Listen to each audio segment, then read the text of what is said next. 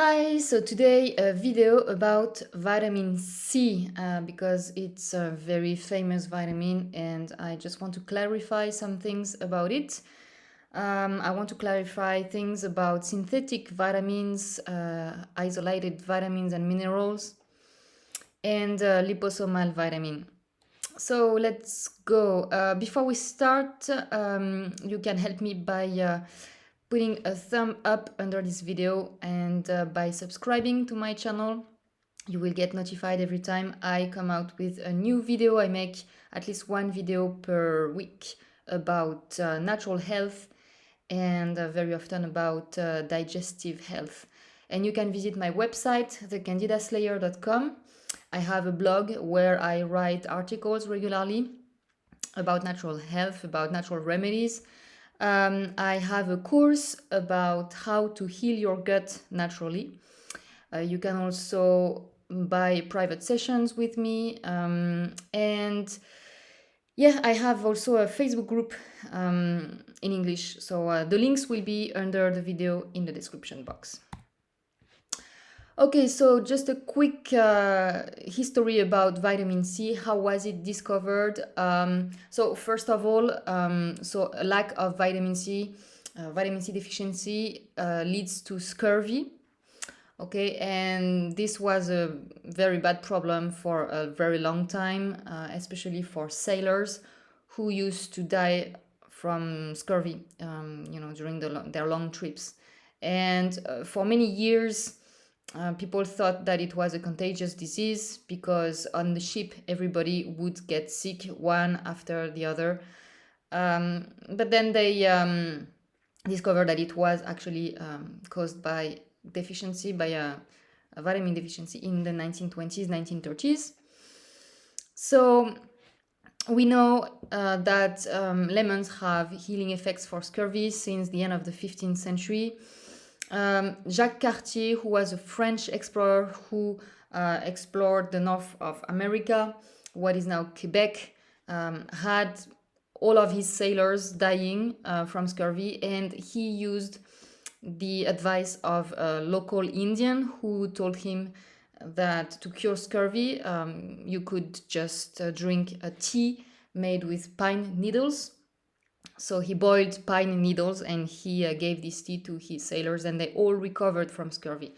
And it was later discovered that, there's vitamin C in pine needles, about 50 milligrams per 100 grams. James Cook saved all of his sailors with sauerkraut, with fermented cabbage. So fermentation increases the amount of vitamin C. That's important to know. We also know that there is vitamin C in raw meat. The Canadian Arctic anthropologist Stephenson showed that the Inuit did not have scurvy thanks to a diet consisting largely of raw meat.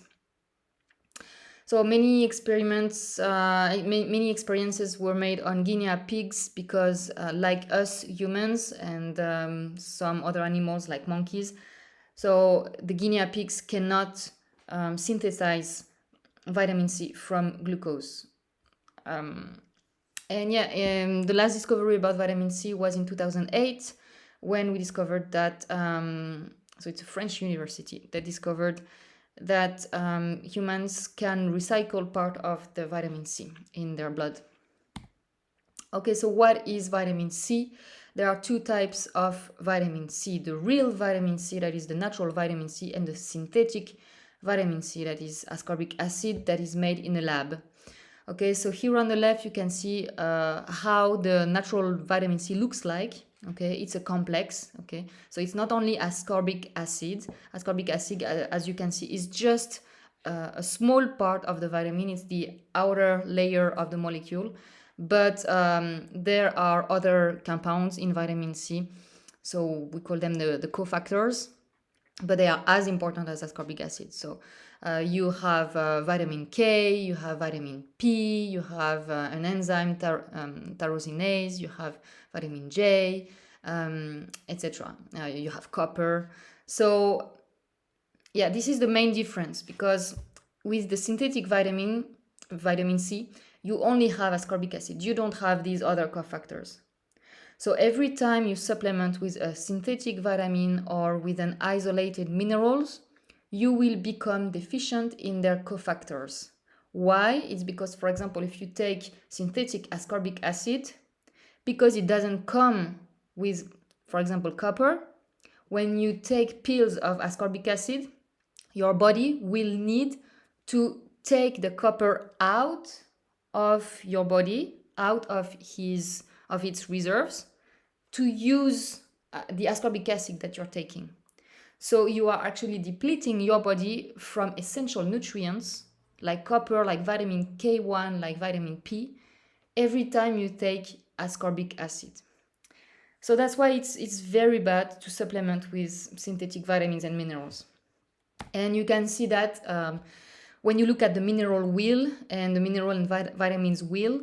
So I really recommend everybody to have a look to these wheels every time they are thinking about supplementing with a vitamin or mineral. Look at these wheels. These wheels show that all minerals and vitamins all interact together. And it's not only vitamins and minerals that interact together. It's, as we said, it's also enzymes, it's also amino acids. So it's very, very complex. And this complexity, you find it in food in the perfect ratio. You cannot go wrong with a good natural food. Okay? So if you want vitamin C, the best is to get it from food. If you want whatever vitamin, whatever mineral from food. Because you will never be able to supplement with synthetic stuff properly. Look at this wheel, for example. If you supplement, let's say, with calcium, look at all the arrows coming out of calcium. It goes everywhere. It interacts with sodium, it interacts with magnesium, it interacts with manganese, it interacts with iron. So, for example, if you find out that you are deficient in calcium, you will take calcium pills, but then you will become deficient in iron, magnesium, the ones I just said. And then you might think, okay, so if I supplement with calcium, I can just supplement with magnesium, with iron, and the other cofactors. Yeah, but again, it's much more complicated than that, because first of all, how much will you supplement with these other cofactors? You don't know exactly the ratio that you should have, And again, it's not only the minerals together, it interacts with vitamins, amino acids, enzymes. It's impossible to copy what nature does perfectly. So, this is just something that I wanted to really focus on this video. It's very complicated. So please go have a look to these wheels if you don't know them already. Okay, so vitamin C is a water-soluble vitamin. What does it mean?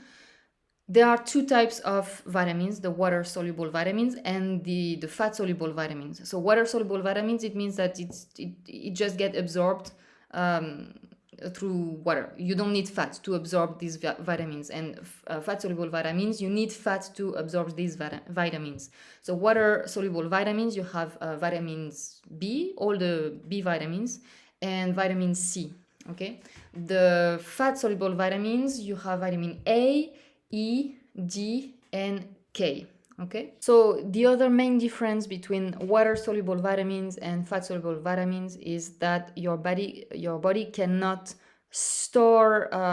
really store much of the water-soluble vitamins. So the water-soluble vitamins, you have to get them every day, or at least, more often than the fat-soluble vitamins. So the fat-soluble vitamins, they get stored in your fat cells. So your body always have some fats, some reserves, some. This is something you need to know. It gets absorbed in the small intestine. So for people who have any gut disease, just be aware that because you have a gut disease, your body cannot absorb all the nutrients as it should. So if you are deficient in vitamins, minerals, or anything else, the first thing you need to do is to heal your gut, and I explain how on many videos in my channel. As we said, vitamin C can be stored in some organs. It's mostly concentrated in the pituitary gland, the adrenal glands, and the eyes. And some of it can be recycled by leukocytes and by red blood cells. So what does it mean? It means that these things, so these organs and these leukocytes and red blood cells, needs a lot of vitamin C to function properly. Saturation of vitamin C. So it's difficult to know. I found different numbers, but just know that your body can absorb just a limited amount of vitamin C at once. So there is no point of supplementing with huge amounts of vitamin C because your body cannot absorb all of it. So the RDA for vitamin C in the US is 75 milligrams per day for women and 90 milligrams per day for men. In France, it's actually 110 milligrams per day. So yeah, anyway, even the French one, I think it's too low, but I will talk about it in the next slides. And yeah, so if you want to do pause on this slide and read the details, but also vitamin C is excreted through the urine. I don't know how you say that. Urine. And so it means that, again, so your body can absorb only a limited quantity of vitamin C. So if you take a lot of vitamin C that your body cannot absorb, you will just pee it out. And also it's important to know that elimination takes place in native forms and metabolites, the main one being oxalic acid. So I think everybody heard of oxalates, and oxalates can cause issues for some people. So just be aware that supplementing with vitamin C, with synthetic vitamin C, can cause stones, kidney stones, because of the oxalic acid. So where is vitamin C found in our body? As we said, in some organs in our body, like the pituitary gland, the adrenals, the eyes, the platelets for clotting, and the white blood cells. Okay, so what does it mean? It means that these organs, to function properly, need tons of vitamin C. So if you have any issue with any one of these organs, you should supplement with natural vitamin C and see if it gets better. So what are the properties of vitamin C? So mainly vitamin C is an antioxidant, and it's also antitoxic. So what does it mean? It means that vitamin C is great for oxidative stress, okay? And it's great to detoxify the body. So you should know that there are many studies that were made for vitamin C and lead. So vitamin C detoxifies lead, detoxifies fluorine, but many other things also, so heavy metals and many other chemicals. As we said, it's very important for the adrenals, for the proper functioning of the adrenals. So if you are someone who has a lot of stress in their life, it would be a good idea to supplement with natural vitamin C. If you have skin issues like eczema, stuff like that, think about supplementing with vitamin C, because any issue with the skin and with anything that is bleeding or the skin that cannot heal, vitamin C is very important for that. So it's also very important for the synthesis of carnitine. Carnitine transports fatty acids to the mitochondria for energy, and this phenomenon could explain the muscle fatigue described in scurvy. So same, if you have symptoms like muscle fatigue, muscle pain, think about vitamin C. Vitamin C is essential for iron metabolism. Okay, if you have excess iron, or if you have anemia, not enough iron in your blood, think about vitamin C. You need to supplement with natural vitamin C. For collagen, okay, your body needs vitamin C to make collagen, and collagen is just essential. It's everywhere in your body. Collagen gives the elasticity to all of your tissues, your skin, your circulatory system, your veins, your arteries, etc. So arteriosclerosis can be caused by a lack of vitamin C. So yeah, this is maybe the most famous thing about vitamin C. One of the most famous things. It's essential to build collagen, and also for the bones, to build collagen in the bones. It's essential for wound healing, as we said. It's related to collagen, so you cannot heal properly if you are deficient in vitamin C. For histamine metabolism, if you have histamine intolerance, vitamin C is very important. You should supplement with natural vitamin C if you have histamine intolerance. For the immune system, of course, this is also very famous. Whenever you get sick, if you have a flu, if you have any disease, supplement with natural vitamin C, because vitamin C increases the mobility of leukocytes. It makes them more efficient. And also, it's good to know that vitamin C is needed to convert cholesterol into bile salts. So if you are a person who has issues with bile, you feel that your body doesn't produce enough bile, you have issues digesting fats, for example, think about vitamin C. You should supplement with natural vitamin C. Of course, this is not the only cause of a lack of bile salts, but it could be a good idea to supplement with natural vitamin C if you have this problem. So what are the symptoms of vitamin C deficiency? So as we said, when you have vitamin C deficiency, you have scurvy. You can have different levels of scurvy. You can have like low scurvy when you don't feel you have scurvy. When we think about scurvy, we think about the pirates dying like that, bleeding everywhere and just dying. But you can have like a chronic scurvy, like you don't have severe scurvy, but you have some scurvy symptoms, much lower, but much lighter. But this is a kind of scurvy. So what is scurvy basically? Basically, scurvy is just your tissues just falling apart. You cannot heal anymore. Your body cannot make collagen anymore, and you need collagen for all of your tissues. And usually, the first sign of scurvy is gingivitis. So you have bleeding gums. Okay, so if you have bleeding gums, supplement with natural vitamin C for several days, and you might see that your gums stop bleeding. Okay, you will have poor healing, you will have purpura, you will have hematomas, you will have hemorrhoids. So any symptoms where you bleed, where you have trouble healing your tissues, think about vitamin C. It might be a vitamin C deficiency. Spider veins, follicular hyperkeratosis, that's when you have these little dots on your arm usually. That can be a symptom of vitamin C deficiency. That can be also a symptom of vitamin A deficiency.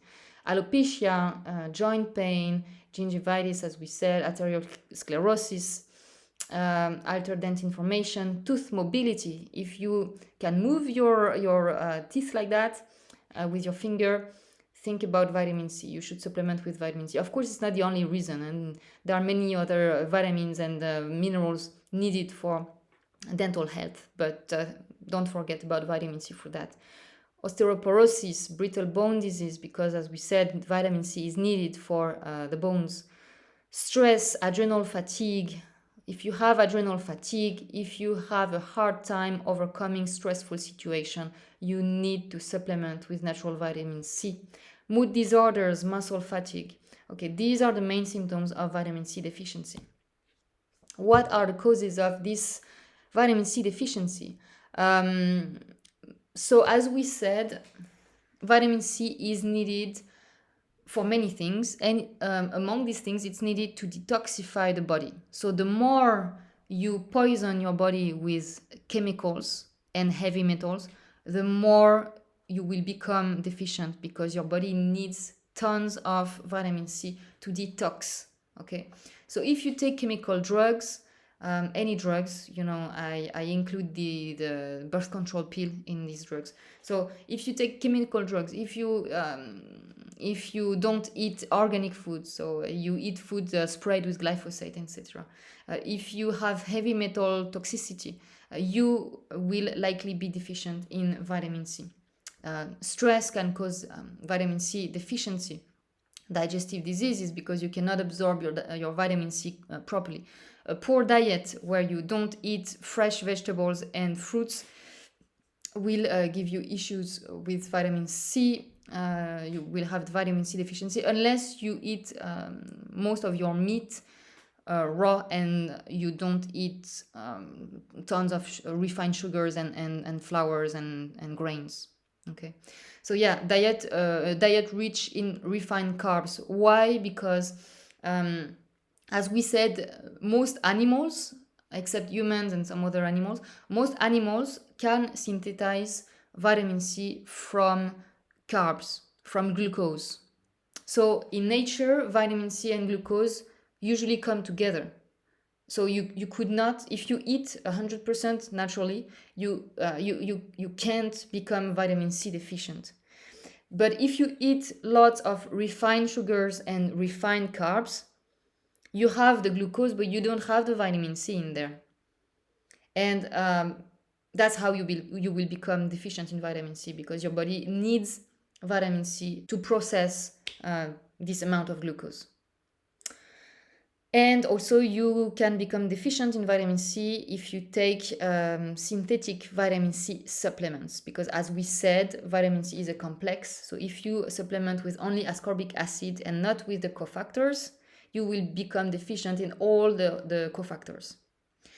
You need higher amounts of vitamin C if you are alcoholic, if you are a smoker, if you are diabetic, if you have an acute infectious disease, if for kids, for pregnant women, for women who are breastfeeding, they need more vitamin C. And if you have hemochromatosis or anemia, you need more vitamin C. So what are the main sources of vitamin C? So vitamin C is sensitive to heat, to oxygen, and to light, to UV light. But it's not that simple. Here I will read just a part. So there was a French study that was made to measure the amount of vitamin C in orange juice day after day. So they made homemade orange juice from fresh oranges, and they let it in a bottle open at 25 degrees Celsius. That's about, I would say, 75 degrees Fahrenheit or so, exposed to daylight. So all the conditions to destroy vitamin C. So then they measure it. So in the beginning, it contained about 525 milligrams of vitamin C for 1 liter. 24 hours later, the content of vitamin C dropped to 510 milligrams. Then on the second day, it dropped again at 460 milligrams. But then the third day, the amount of vitamin C went up to 550 milligrams. It even progressed until the fifth day, when it reached, when it was 7% higher than the original level. So actually, this fresh orange juice had more vitamin C after 5 days than the first day. And this can be explained by a kind of fermentation process. And it's the same with sauerkraut. Fresh cabbage doesn't have much vitamin C. It has about like 20 milligrams of vitamin C for 100 grams. But then when you ferment it, the amount of vitamin C is multiplied by 10, 300 milligrams for 100 grams. So again, when we say that vitamin C is sensitive to heat, oxygen, and light, it might not be as sensitive as we think. And as we said before, James Cook could save his sailors by giving them pine needle tea. So he boiled these pine needles, and there was still vitamin C in there. Okay, and also in the 19th century, we know that people, like poor people, were mostly eating potatoes, and eating lots of potatoes actually is a source of vitamin C. even though you cook these potatoes, even though you boil these potatoes, there is still vitamin C in there. Not crazy amounts, but there are still vitamin C. So vitamin C is actually not as sensitive as we think.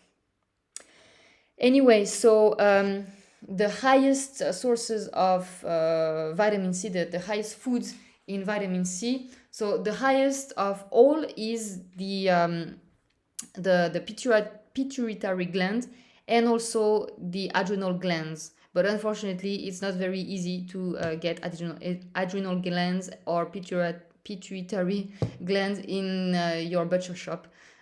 So yes, so again, these organs are very rich in vitamin C, but it's actually in our world, in our modern society, it's actually easier to get vitamin C from fruits and vegetables. So the fruit that has the highest amount is the kakadu plum, then camu camu, then acerola, then sea buckthorn, then Indian gooseberry, and then sauerkraut, as we said. Pine needle tea has interesting amounts.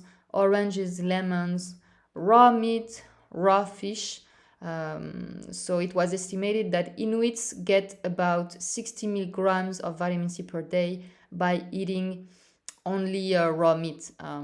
60 milligrams doesn't seem like a lot of vitamin C. You might think that it's under the recommended dosage. So why don't they get scurvy with this very low amount of vitamin C? Well, it's because you don't need much vitamin C if you don't eat any refined sugar. There is very little vitamin C in raw milk, in raw cow's milk. There's a little more vitamin C in human's milk. It's about 5 milligrams per 100 milliliters. So how much vitamin C should you take? So again, the RDA in the US is 75 for women, 90 for men. But most simians actually consume 10 to 20 times the recommended RDA for humans. So my opinion is that, so again, it all depends also of your diet. If you have a diet, a very natural diet like Western A price diet, you don't need to worry too much. If you don't eat lots of refined carbs, refined sugar and stuff like that, if you are not too toxic, if you don't take too many drugs and stuff like that, you don't need much vitamin C.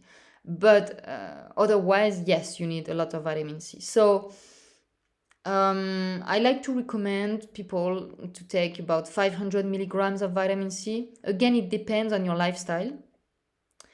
And if you have a disease, any disease, I recommend that you take at least 1000 milligrams of vitamin C. So again, only the natural vitamin C. I will not recommend synthetic vitamin C. So the easiest way to get enough vitamin C is to eat fresh fruits and vegetables. And the easiest way to get a good amount of vitamin C, but also other vitamins and minerals and enzymes, it's by juicing your fruits and vegetables. So if you drink like 1 or 2 big glasses of juice every day, you don't need to supplement with vitamin C unless you get sick. But then if you don't, it's enough. If you cannot juice, about 1 liter of vegetable juice every day, then I would recommend that you supplement. And I like this brand that I've put here on this slide. So you need, for 500 milligrams, you need 1 teaspoon of the acerola powder. So this is what it is. Acerola powder is my favorite supplement because I see that most people tolerate acerola powder, whereas I've seen people not able to tolerate like camu camu. And also the taste is not so nice for camu camu. So yeah, 500 milligrams in 1 teaspoon of acerola powder usually. So 1 teaspoon per day, and especially if you are toxic in any way or if you get sick. Yeah, so your body can absorb only a limited amount of vitamin C at once. So I've read somewhere that your body cannot absorb more than 2 grams. And I've read in another place that your body cannot absorb more than 100 milligrams. So I know these numbers are very different, but I think anyway, what you need to understand is if you supplement with natural vitamin C, don't take it, just, all of your vitamin C at once every day. You need to spread it through your day so your body can absorb it correctly. If you don't do that, you will just pee it out, and that's just wasting it. So if you want to supplement, for example, with 1000 milligrams of vitamin C per day, then it's better to take it like in 3 or 4 takes through the day, rather than taking 1000 milligrams in one take and just drink it like that. So spread it through your day. Toxicity. Is vitamin C toxic? No, the natural vitamin C is not toxic. Again, if there is any excess vitamin C, your body will just pee it out. But yes, you can have vitamin C toxicity with synthetic vitamins, with synthetic vitamin C. So synthetic vitamin C not only will deplete your other nutrients, but you need to know that it's also made from GMO corn starch. Okay, so this is just very toxic. The base of what it is very toxic. The CDC warns of potential risk of kidney calcium oxalate crystal formation at high intakes. As we said, if you take synthetic vitamin C, you can have oxalates forming in your kidneys. So this is another reason why you should not take synthetic vitamin C. And as we said, yes, you get deficient in copper, vitamin P, vitamin E, etc. if you take synthetic vitamin C. And this can lead to heart disease, adrenal fatigue, etc. Okay, so it will do the opposite of what you want when you take vitamin C. So only take natural vitamin C. And about vitamin C, liposomal vitamin C, I'm also very against it. Why? Because nature made vitamin C a water-soluble vitamin. And humans made liposomal vitamin C to be a fat-soluble vitamin. I believe that nature knows better than us. I believe that us humans are very wrong, thinking that we know better than nature.